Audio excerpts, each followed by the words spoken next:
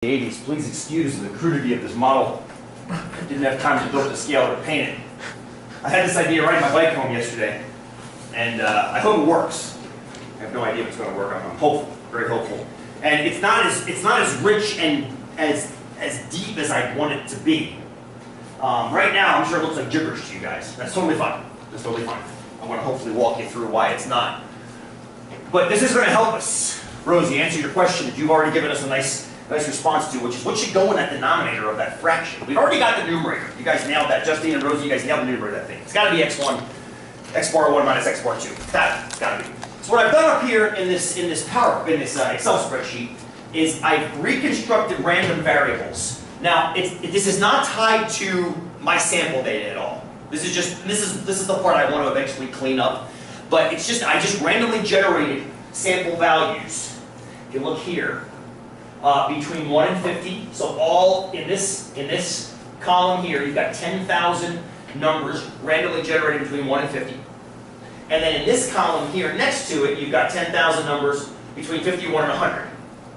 So you're picking 1 to 50 over here, and then 51 to 100 over here. So 50 and 50 all together. So what you're seeing in yellow here are x1s. So between 0 and 5, between 5 and 10, between 10 and 15, between 15 and 20, and so forth, up to between 45 and 50. And then it just stops because it doesn't go above 50. What you're seeing in blue, in kind of that blue clear, are these guys here. Fair enough? And then I decided to mess around a little bit. I decided to take the difference of these two, and then I did the difference backwards. So I did x1 minus x2, and then x2 minus x1, and then just for grins, x1 plus x2. We'll come back to all that momentarily. Moving so far. Now, here's the beauty. This is where it kind of ties into Matthew 43. Every time I press F9, I get 10,000 new data points. I get 10,000 new x1s, 10,000 new x2s, and therefore 10,000 new of these and these and these. Now, as you notice, how are the yellow and the blue histograms changing? And you know what, I want to do this a little bit. This might be a little bit hard for you guys to... I'm going to rotate them around a little bit. Let's see. Is that easier to see? Yeah. What do you notice about those yellow and blue bars? What do you notice about them? Describe them. They seem to be equally distributed. Say that again, nice and loud, cast more. They seem to be more equally distributed even when you add in the new samples. Beautiful. Does that make sense that they should be equally distributed? Yeah. This should. Because essentially what I'm doing is I'm rolling 50-sided dice.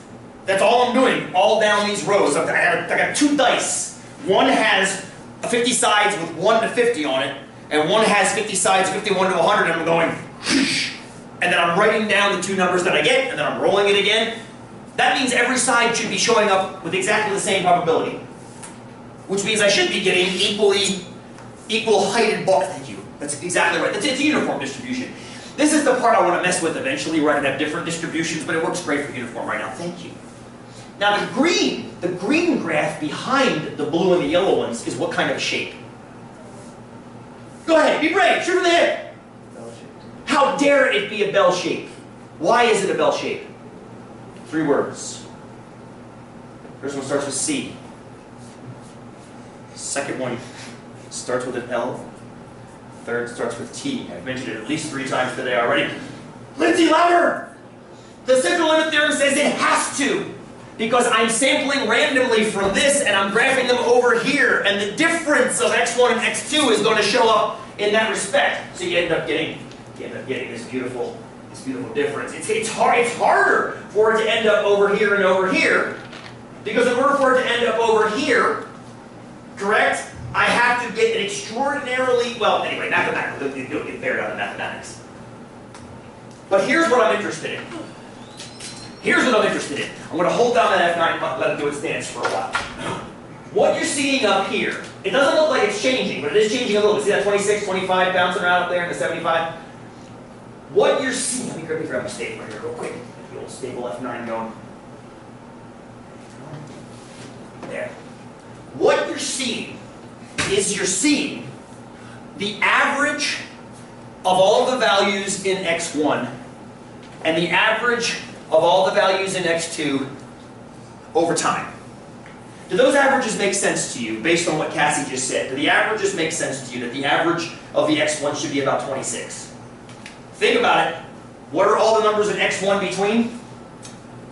1 and 50. Makes perfect sense. They should be averaging around 25, 25 and a half, 26, somewhere in there. Makes perfect sense, yes? Think about x2. x2 is between 51 and 100. Does it make sense their average should be around 75? Hopefully that makes sense. So does it also make sense that the average of the difference should be about negative 50? That minus that? I think that makes sense. Hopefully that makes sense, right? You're subtracting the data points, so on average you're going to get the average difference and the difference of the averages. It's very, very intuitive. The average difference becomes the difference in the averages, which is nice. Mathematically it works out beautifully. It doesn't work so nice with the variances. Now look, I also did it a different way. I said, what if you subtract the averages the other way, x2 minus x1? What does that make sense? It is positive 50. Bigger minus smaller instead of smaller minus bigger. It's the same number but a different sign. This is Kaylee. Kaylee, this is what you have with the weights in your. And how about the additions? Does it make sense that x2 plus x1 should be 101? I think that makes sense. Okay, so I don't think anybody has a problem with that left section of the table. I want to look at the right section now. I want to look at the right section. Variance. What the hell is variance? What the hell is that? Do you remember? I mentioned it briefly in 243. I mentioned it briefly again at the beginning of this class due before, and we very rarely talk about it. Do you remember what it is? The sum of the difference in sample values from the sample mean. Yes, exactly, exactly. We often talk about standard deviations. We always talk about standard deviations in this class, yes? Always. The variance is the square of that monster. So, I'm going to do a quick little recap. You know what? No, I'm going to do it over here. I want to keep that on the board. If you remember back, and of course you can say no because this has been at least 7 weeks now that we've talked about this. We keep talking in this class about two things over and over again. We talk about the population proportion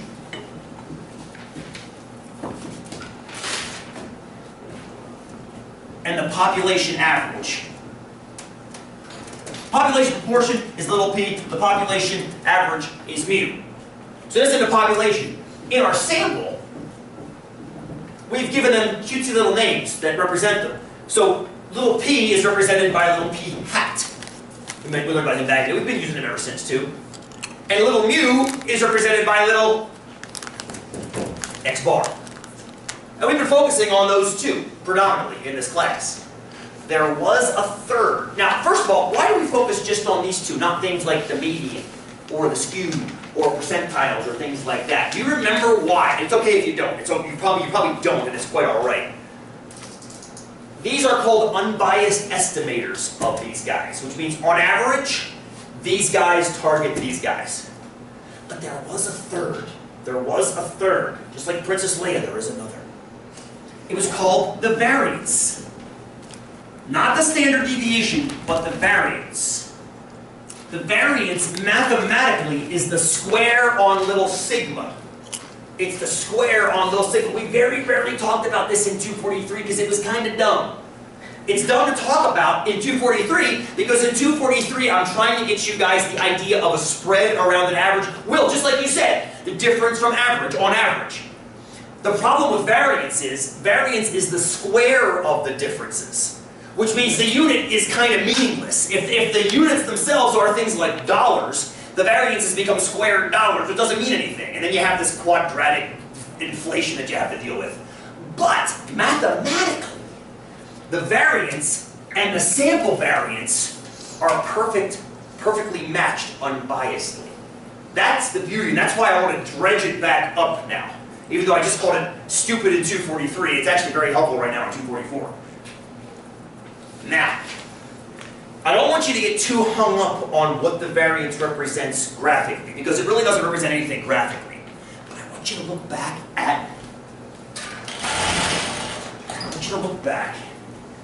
at this sheet, which has been running non-stop since we've been talking. And I want you to look at the variances. I want you to look at the variances indicated in that chart up there. Check out the variance in x1 and the variance in x2. Numerically, they are what? Same. They are the same. Which means if we took the square roots of both of those numbers, they would be the same. Does this make sense that the standard deviation of the yellow graph should be the same as the standard deviation of the blue graph? Danny's nodding her head yes. Tell me why, Danny. I love this. It's the same number. You've got the same spread. 0 to 50, 50 to 1 to 100 is a spread of 50 both ways. And as Cassie correctly pointed out, they're uniformly distributed across that range, yes? So it makes perfect sense. Even though their averages are different, the standard deviations are the same. Remember that bastard question I asked you guys back in 243? The German class took an exam, they all tanked it, teacher added 25 points to all their scores. How did the average change? How did the standard deviation change? The average went up, standard deviations stayed exactly the same, because all you're doing is moving it to the right. Good. Now, here comes the answer to Rosie's question. Look at the variance of x1 minus x2, which is the variance in the data of the green curve.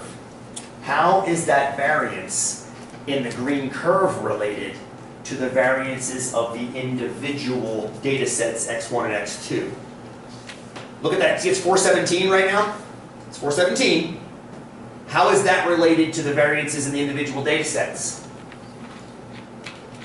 Is that a little louder? Yes, it is. As a matter of fact, to a rounding error, it is double. It's the sum of those two. Isn't that wild? Not the difference. Rose, remember our hypothesis earlier was that it should be the difference of the two.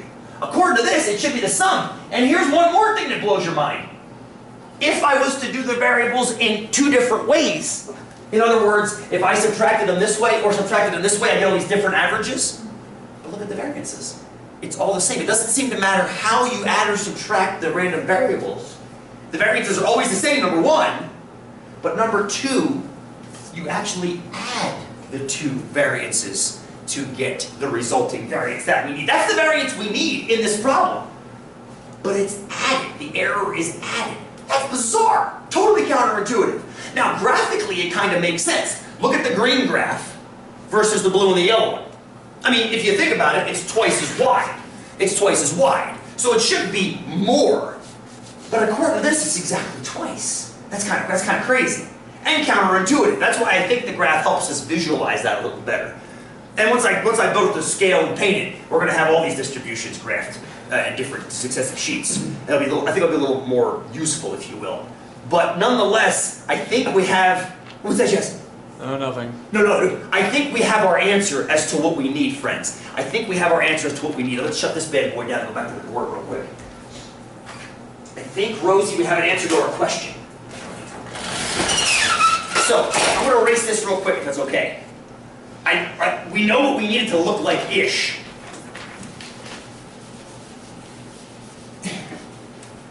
So what I'm going to look at is, we have to build the standard error for x bar 1 minus x bar 2. That's what we need. We need this down here. We know it's not this. It can't be that. So what I'm going to do, for starters, is I'm going to have you remember something.